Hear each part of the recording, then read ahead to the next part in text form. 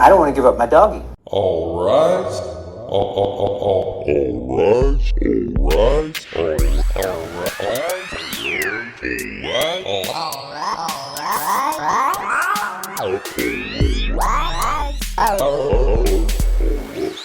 For Judging Judy. All right. Hello and welcome to Judging Judy, the only podcast that turns the tables on America's favorite TV judge.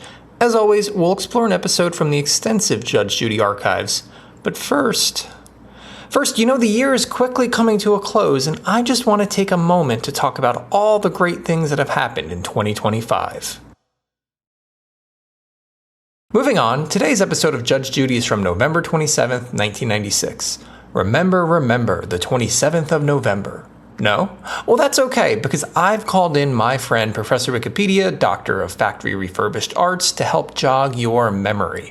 The greatest comeback in NBA play occurred on November 27, 1996, when the Utah Jazz, down by 36 points to the Denver Nuggets late in the second quarter, 70-34, overcame this deficit to win 107-103. As a reminder, Utah's basketball team is named the Jazz. United Nations Security Council Resolution 1082 was adopted unanimously, extending the mandate of the United Nations Preventative Deployment Force, UNPREDEP, in Macedonia until May 31st, 1997. Macedonia, where every American election has been decided since 2016. Kansas Congressman Sam Brownback resigned his seat in the House of Representatives after winning a seat in the Senate.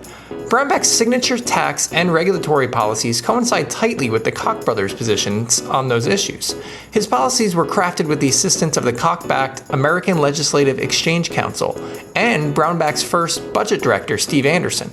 Anderson was a former Koch employee who previously worked at the Koch's principal political organization, the libertarian think tank Americans for Prosperity, developing a, quote, model budget for Kansas, until his appointment as Brownback's first budget director.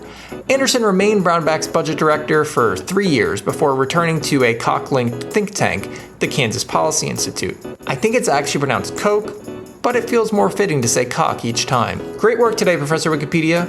Now let's look at a patent issued on November 27, 1996.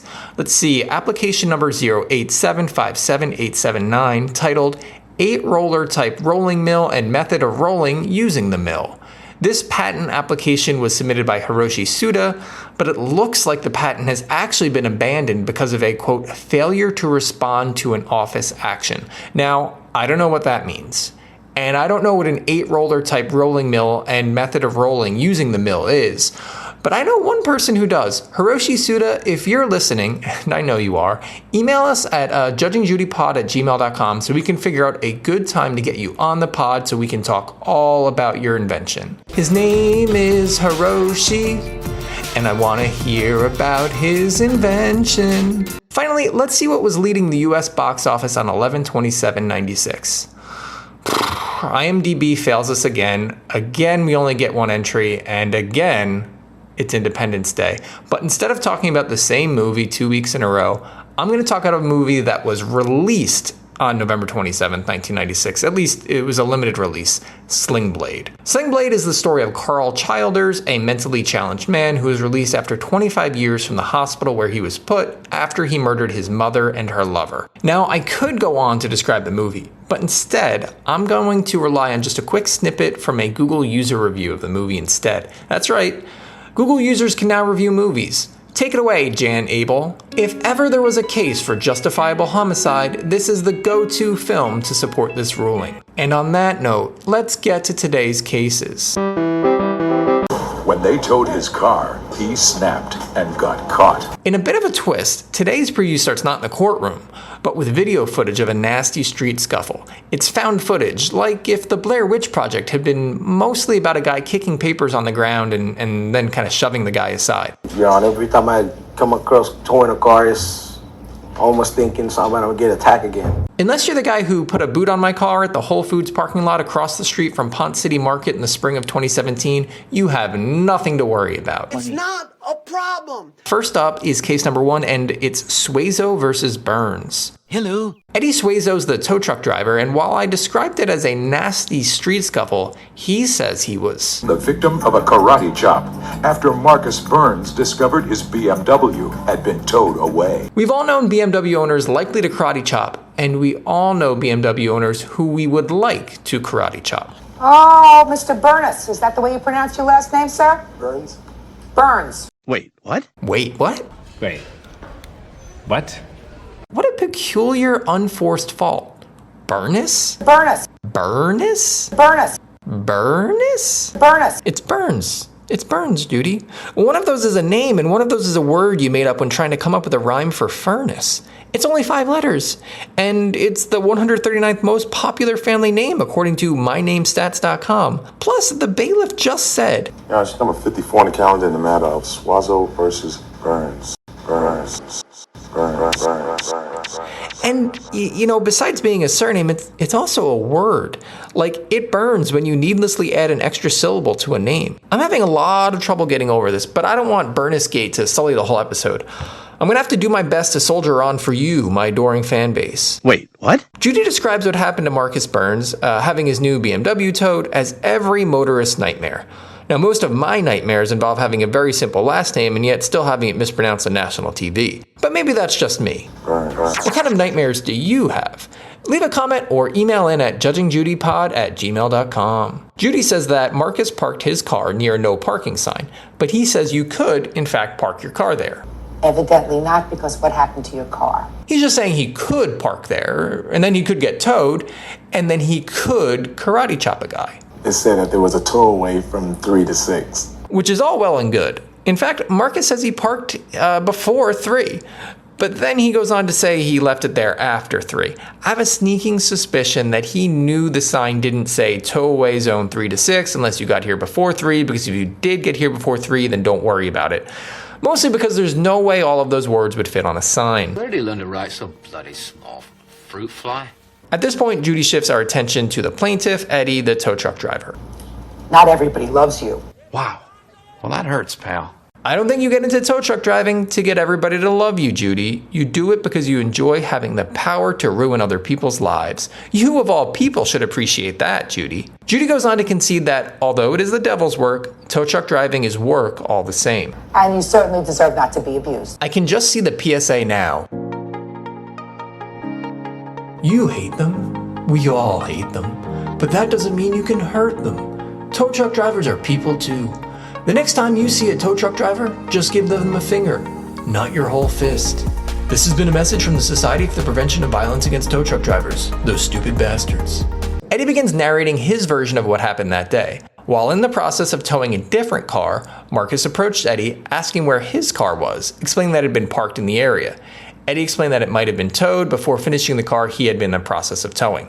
Next thing Eddie knew, he saw a traffic cop's helmet and paperwork on the ground, but no traffic cop. Now I would have thought that the traffic cop had been teleported either to a different timeline, a different planet, or a different dimension, albeit by way of a teleporter that permitted a man's clothes to be teleported but not his helmet or his paperwork. I would have gone on to wonder what kind of timeline, planet, or dimension the traffic cop had been teleported to, if it were nice there, and if, even there, wherever it might be, the traffic cop might find cars to ticket. Not Eddie, however. Upon seeing the traffic cop's tools of the trade, he did not automatically assume the cop no longer occupied this plane of existence. Instead, he noticed Marcus chasing after the traffic cop, who we now see alongside Eddie as one of his witnesses. John Walsh is the traffic cop's name, at least here on Earth Prime. He's an older, kind of frail, but still sprightly gentleman. He would do well as a stuntman for a well-paid celebrity scarecrow, who maybe is doing an ad for a new pumpkin spice latte yogurt, but who is contractually forbidden from having actual crows on his shoulders. That's where John would come in. I'm employed by the City and County of San Francisco through the Department of Parking and Traffic. Whoa, slow down. Now that's a fancy way of saying you're a traffic cop without saying you're a traffic cop, and I have a feeling that's not the first time he's come up with so many words to avoid having to say so few. Traffic cop John says that Marcus approached him asking why a ticket hadn't been good enough, why the car also had to be towed. I said, well, that's the rules. John says that he went on to explain to Marcus both how and where he could retrieve his car, but he says it in a way that convinces me he may be a robot. You can go to 1175 Mission Street at 11th and retrieve your vehicle. What happened? Recognizing that we're now caught in the street directions part of this particular traffic droid's programming, Judy tries to navigate us back to the specifics of the conflict between he and Marcus. Robo John says he had his helmet and booklet in his hand until Marcus, probably not just going for a low 5, struck out at him.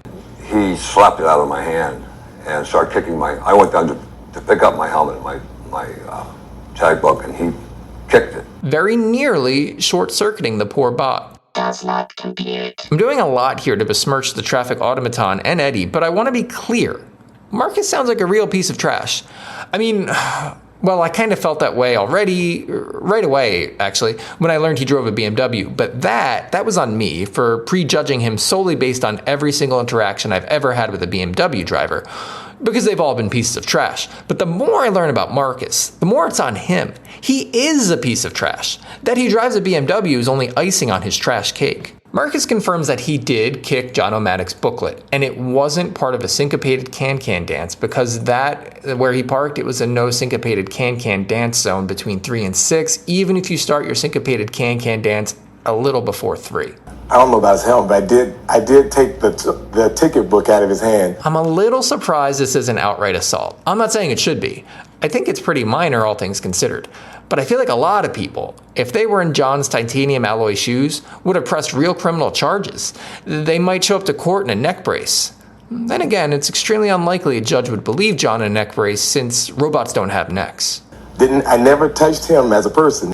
I knew it. That's all the confirmation I needed. John 3000 is, in fact, not a person. There's some disagreement between the two as to whether he made any physical contact beyond the helmet and the booklet. In fact, Marcus says that the Tin Man got in his way when he tried to walk away from the whole situation. He stood in my way, and I asked him to remove himself from out of my way. He didn't, so I moved him out of the way. Oh, so you did make physical contact, unless maybe you teleported him out of the way. Marcus claims that his actions weren't violent, per se. I just moved him aside. I didn't punch him, which I could have, but I didn't. He showed restraint. He parked there before 3. He drives a BMW. He's the good guy. He swears. Marcus seems legitimately confused that using your arm to brush someone aside constitutes, quote, putting your hands on them. I think he thinks that he was entitled to at least one punch and that anything short of knocking the bolts off this cyborg was justified. He might be right. No, not about the bolts part. If he truly felt impeded, if he truly felt he was trapped, I could see using your arm to brush someone aside as permissible, if he truly had no other option to defuse and end the situation. But we're talking about a BMW driver, so he's probably just being a douchebag. Most likely. Listen, you could have poisoned him. Said in a way that suggests that Judy has poisoned a traffic cop or two. There was not nearly enough time to poison the guy, Judy. In the middle of berating him, what was he supposed to do, hand him a Red Delicious? Just a Red Delicious. You don't have to adulterate it or anything. They come pre-poisoned. Judy gets Marcus to concede that he was angry, and that it was his anger that compelled him to use his arm to brush John aside, to knock over the booklet and the helmet, and then to kick them on the ground. It's at this point that Eddie re-enters the scene. I went to his aid to distract him. Eddie says that upon approaching Marcus, the BMW driver told him not to tow his car, a belated demand if there ever were one, and then chopped downward at Eddie's chest, as if the man's shoulder were a stack of balsa wood, and Marcus was vying for his black belt at the local dojo where the sensei is named Daryl and is absolutely not from Japan. Right away, I went to the my tow truck, and called my dispatcher for help. I hope that both for Eddie's sake and for the sake of society at large, that this wasn't a routine call for Eddie. Another karate chop, Suazo. Marcus says that Eddie isn't telling the truth, the fact that, well, look, I don't like Marcus and I don't want to believe him. But here's my problem. Why wasn't Marcus arrested? If this whole thing is as described, why isn't he in jail? Still, 27 or something years later, Marcus is a black man who is being accused of assaulting a white city and county employee in the line of duty, and the tow truck driver contracted to carry out their dirty work for them. I just can't believe that these two acts would go unpunished, save for some Judge Judy nonsense in 1996. I have to imagine that if they went as described, there would be more serious ramifications. Maybe I'm getting a little ahead of myself. Maybe there will be a police report.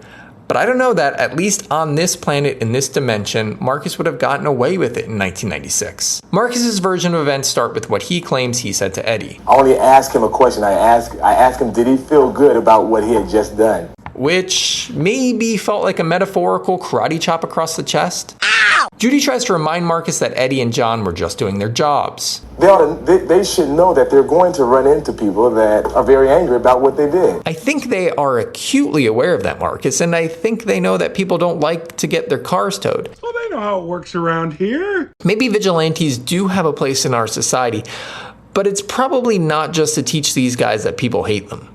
Go karate chop some mosquitoes. They've still got a thing or two left to learn. Eddie says that Marcus wasn't satisfied with just hitting him. After this gentleman hit me, he went to the truck and knocked everything that I have inside the truck. Oh my God! Apparently, we're now going to watch the videotape of the incident.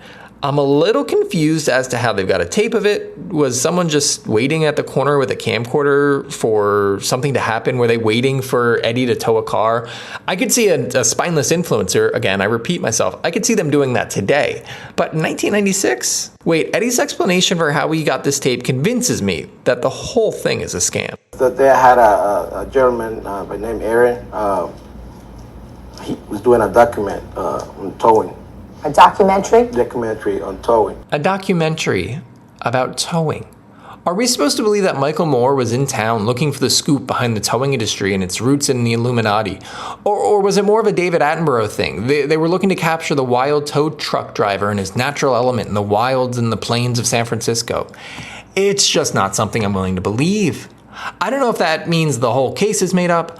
I don't know what it means, but it's beyond the pale for me to imagine they were doing a documentary about towing that happened to capture a traffic cop and a tow truck driver attacked by a man who, didn't notice the cameras? Who had parked in a towaway zone before 3, thinking he could get away with it once the clock struck 3? Judy likes to talk about how smart she is. I don't know if I'm smart, but I know I'm not stupid enough to believe this story. Hold on. However, maybe I should have believed it. At least some of it, because I did some research and there is, in fact, a video on YouTube of this documentary. Aaron Rannon's tow truck attack documentary. Look it up. It still could have been staged, but there was a man following a tow truck filming what he called a documentary. It's only 6.5 minutes long, and the incident with Marcus starts at 1 minute 11 seconds. Watch it or don't, but if you do, make sure you also continue listening to this podcast and tell your friends about it too. Anyway, let's get to the video, in the courtroom, not on YouTube. Again, keep listening. All right, we're on a busy downtown San Francisco street. Marcus runs up to Eddie, who's next to his truck, asking if Eddie had towed a BMW, and if so, to where. The conversation between Eddie and Marcus goes pretty much as described, and though Marcus is upset, he's not murderous, at least not yet. An off-screen voice, presumably the documentarian Aaron Rannon, asks Marcus how he feels in the moment. A really unnecessary question that Marcus ignores, instead asking Eddie if someone else off-screen, presumably John, was the one responsible for the towing. We see Marcus give an absolutely devastating slap to John's book and helmet, as described earlier. It's much more satisfying to watch than to listen to, but it's still pretty fun to listen to.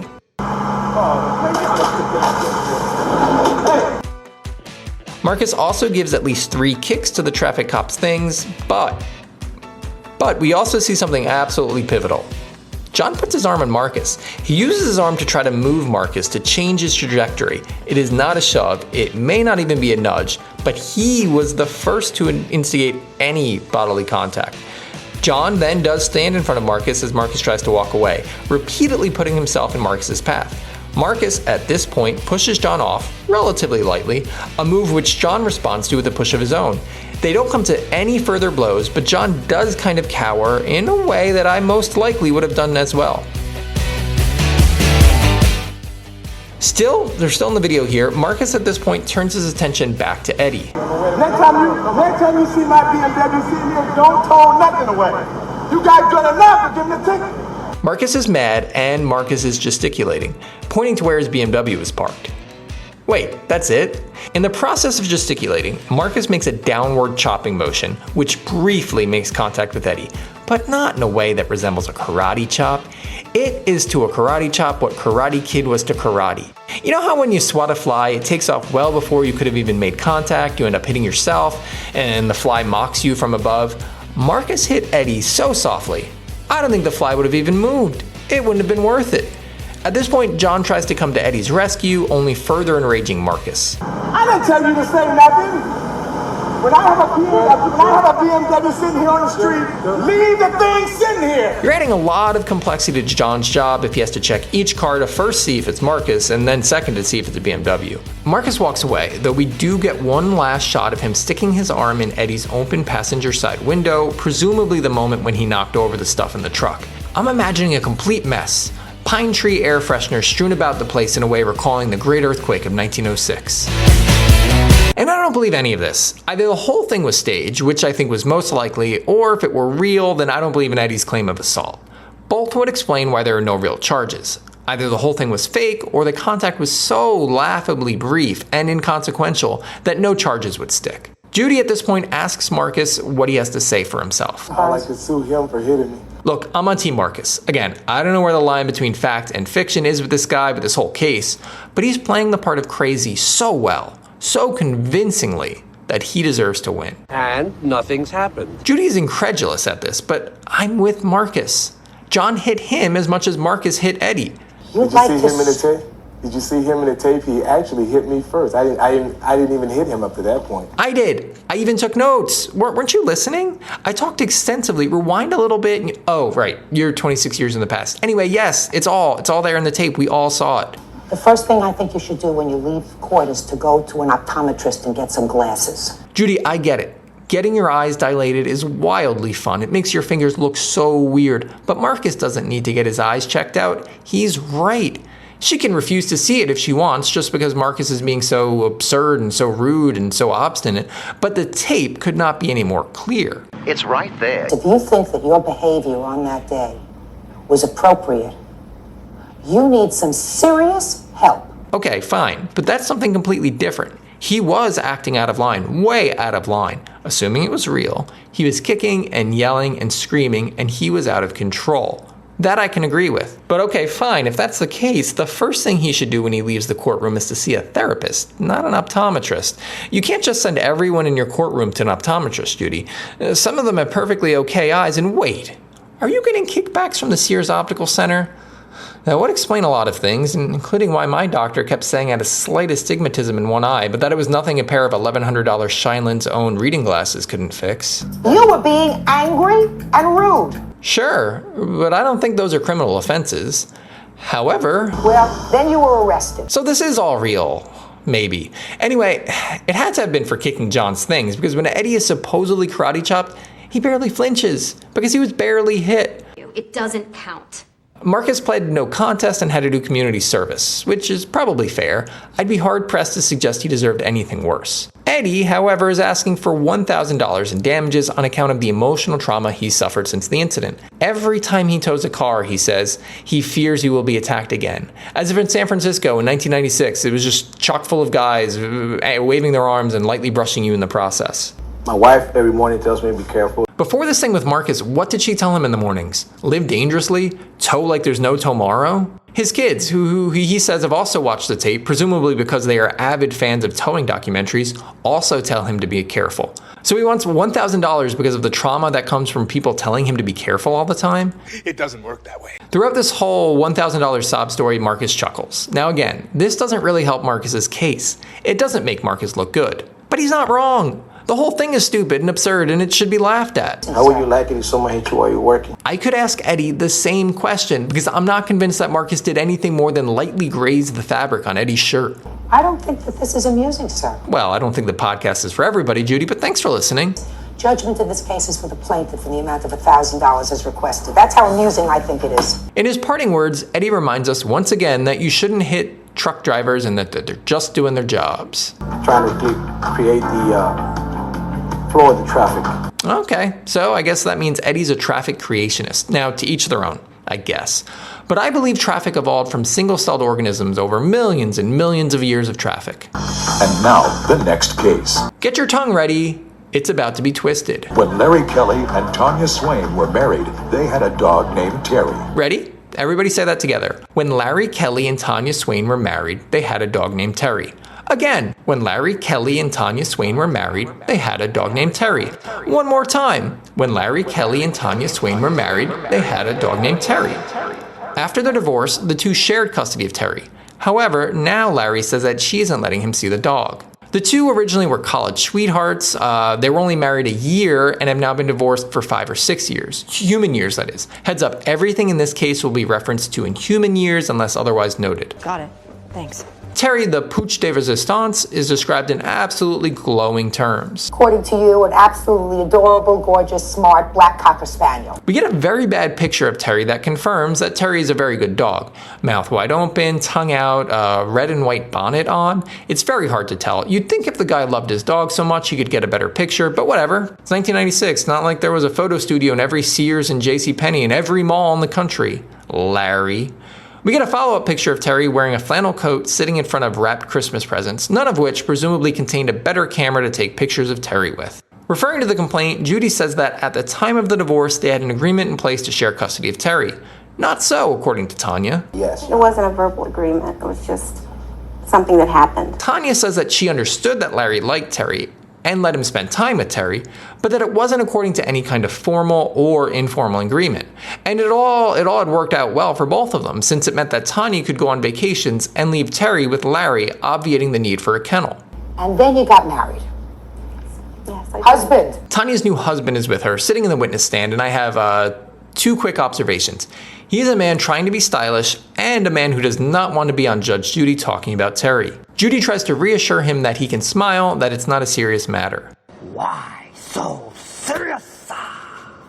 Nobody's looking to take your baby away from you. The look on his face goes from unbridled contempt to mildly bridled contempt, so I think Judy's tactic worked. Oh, I actually thought that Judy was talking about the dog. Apparently, Tanya and Charles have a new human baby. But I don't really care about that, neither should you, and neither should Judy. Let's get back to Terry. Little girl. Taylor? Taylor, that's I right. have a grandson whose name is Taylor. Uh-oh. That means we have Larry, Terry, Tanya, Judy, Charles, the husband, and 2 Taylors. Judy's doing an awfully lot of exposition here, saying that it probably rankled Tanya and Charles every time Larry came to pick up Terry. While I love the word rankle and appreciate any time it's used, why would anyone assume it? Why is rankle the default? Just having him around, did it irritate you? Yeah. What the heck did Larry do to deserve all this sideways shade? The guy just wants to hang out with his old dog. Is that crazy? Did Larry having visitation with Terry, did that ever cause any arguments with your husband? Actually, I understand now why Judy's doing all the talking. Listen to Tanya's terse answer to that question. Yes. Judy waits a little while for some further elucidation, but she gets nothing, so she soldiers on, telling Tanya's story for her instead. Larry says how he understands that his mere presence might cause irritation and marital strife, but that his intent isn't getting back into Tanya's life. Put simply, I understand. I don't want to give up my doggy. 2 questions. Why didn't they work this out during the divorce? And maybe more importantly, what does Terry want? Judy explains that though she has had to make many difficult decisions about human child custody, there is no law she knows that covers custody for dogs, a point which Larry contests. He doesn't view Terry as a pet, but as another kind of person. I understand that that's the way most people feel about their animals. I don't get it. Tanya hasn't given any indication she even likes Terry, just that seeing Larry around makes Charles angry. Why not just give him the dog? Judy goes on to claim that she is an animal lover herself, But I have my doubts. though any number of cases in the past would call that into question. Forgetting that this isn't about her, or perhaps consciously choosing to make it about her, the judge then goes on to explain how, as an animal lover, the case haunted her over the weekend because she understood the strife that the situation was causing Tanya and Charles. But if she were an animal lover, if that is her frame of reference, as she implies, then her first thought would have been what situation was best for Terry. Maybe it's splitting hairs, but don't tell me you're an animal lover and that's why you empathize with the jealous new husband. Out of nowhere, we learn exactly what Larry is looking for. So, your lawsuit is for $5,000. Whoa, whoa, whoa, whoa, whoa. This isn't how you play the game. Wait, but why? $5,000 is punishment for not having access to Terry, or is it $5,000 so we can buy a new dog? In which case, I'm going to very quickly turn against Larry. Judy doesn't further elaborate what Larry's after the $5,000 for, deciding again to explain how there's no law saying what she ought to do in these situations. So I had a real problem with this case. Yeah, me too. I've got like 5 problems and you're not doing anything to help any of them. Larry clarifies the situation was never an every other weekend situation, something that would put him in Tanya's house regularly. I've had Terry for 5-6 months at a time. Return her. She has Terry for 5 or 6 months. Just give him the dog. No money. Just Terry. Larry adds that when they divorced, he left her, quote, everything except for Terry. Larry, it sounds like you left her everything including Terry. Now here 5-6 years later, she's trying to take Terry, my friend, not my doggy. Someone tell me what the $5,000 is for so I can decide if I like Larry or not. Your Honor, Larry needs to get a new dog and a life. Ow. Ow. I'm pretty sure I don't like Tanya, but I'm still on the fence about Larry. Judy starts to ask Tanya about her new baby, one of the two aforementioned Taylors, but Tanya jumps in, trying to cut Judy off at the pass. And Terry and the baby are bonding. Terry licks my baby's toes. Okay, fine, but who's gonna lick Larry's toes, Tanya? At last, Tanya claims that she too loves Terry. A little late, at least in my book, but she also concedes that Larry loves the dog too. We've got a commercial break where, puzzlingly, Judy retreats back to her chambers, a move I personally haven't seen thus far. When Judy comes back, we hear her via voiceover before we see her. Seemingly just to fill time, she returns to the story of her weekend. Yesterday morning, after I read your case, I picked up a copy of the Los Angeles Times. But as the camera finally finds her returning to her throne, we see she's not alone. Judy's got a dog with her. It's an adorable dog, dark, maybe a Cocker Spaniel like Terry. She's holding it. It may be a puppy. Let's see where this goes. You're looking at it. It's cute, right? Cute doggy, cute doggy, cute doggy. Judy, while petting the very docile, very well-behaved pooch, says that she doesn't see a way to make both people whole, but also doesn't want to put a strain on Tanya's marriage. Come on up here, Larry. This dog has your name on it. Oh, Christ. If that's true, then we've got Charles, Larry, Taylor, Tanya, Terry, and Judy. I sure hope she didn't mean that literally. Judy passes Larry the dog to Larry the human, giving him a chance to snuggle with it.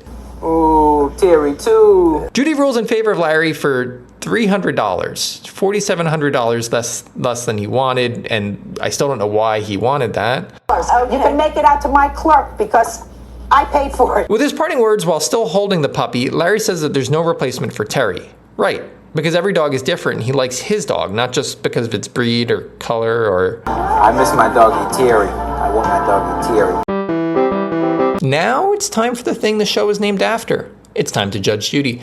As always, my verdict is based on an entirely arbitrary set of criteria that really boils down to this. Did Judy provide justice to the people in the court, to us at home, to the world at large? If she did, then she's innocent. If not, she's guilty. If this were just about case number 1, Judy would be innocent, even though I disagree with her ruling. The fact is, I don't think Eddie should have gotten a thing. I think Judy ruled in his favor purely as a rebuke to Marcus and his attitude. And let's be clear, Marcus was definitely annoying, hard to deal with, and remorseless. But he barely touched Eddie. It was incidental. Eddie wasn't traumatized. Marcus was laughing because the whole thing was just about as silly as a documentary about towing. But like I said, I would still say, just based on case number 1, that Judy delivered justice, even though I disagree with her ruling. And that's because justice, of course, comes in lots of shapes, sizes, and sounds. Sounds like Burness. Oh, Mr. Burness. Is that the way you pronounce your last name, sir? Burns? Burns. Just for her slight verbal faux pas at the beginning of the episode, for the joy it brought me, I was willing to rule in favor of Judy. But then we had case number 2. I fault Judy for 2 things in case number 2. Number 1, she just kept making it all about herself. She did a lot of telling and not a lot of showing. We barely heard from Larry, who seemed quirky and probably could have added something interesting to the case. Plus, Larry seemed to really like Terry, and I wanted to hear more about that. But more importantly, I fault Judy for thinking you can just buy a new dog to replace an old one. I agree that a fair ruling was hard to come by, but the one Judy chose, the ruling she decided on, it wasn't something anyone in any position of influence should encourage, even incidentally.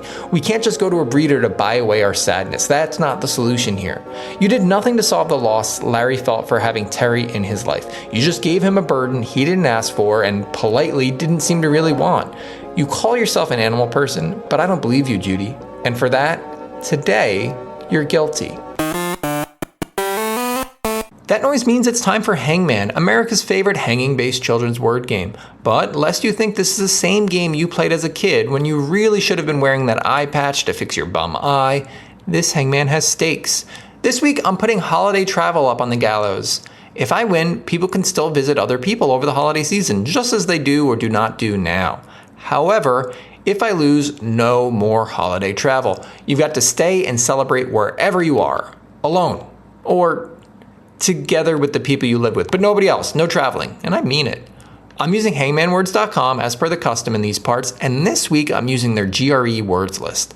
Hangmanwords.com gives me 6 incorrect guesses, 6 letters that can be wrong before I lose the game. And yes, before you ask, I know this doesn't work on an audio medium, and I don't care. Let's see if holiday travel will survive this podcast. Let's see here. Now our word, just one word, 1, 2, 3, 4, 5, 6, 7, 8, 9 letters. So let's start with one of the big ones. Let's start with E. All right, we have 2 E's. So blank, blank, E, blank, blank, blank, blank, blank, E.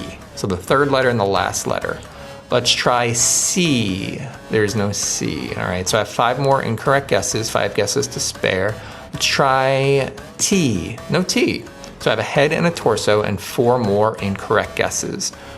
Let's go for another vowel. Let's see if there's an A. There is an A. Blank, blank, E, blank, blank, A, blank, blank, E. I mean, that's a nice melody, but it's not getting me any closer to saving holiday travel here. Well, a lot of jobs are at stake. The airline industry, hotels. Let's see. All these people are going to lose their jobs. Let's try P. Of course, I mean, they already lost their SNAP benefits, so a lot of them are going to get fired from AI anyway. Okay, so there's no P. 3 more incorrect guesses. What about N, as in N? All right, there is one N. Blank N, E, blank, blank, A, blank, blank, E.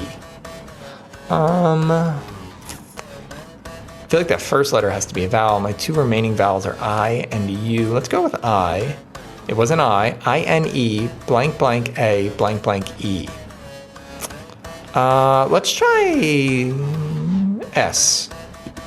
No S, so I have 2 more incorrect guesses. What about R? No R, I only have 1 more incorrect guess, and holiday travel will be gone. It's kind of on the line here. Let's try L. There is an L. I-N-E, blank, blank, A. So that's probably B-L-E at the end. Yeah, so I-N-E, blank, blank, A-B-L-E. It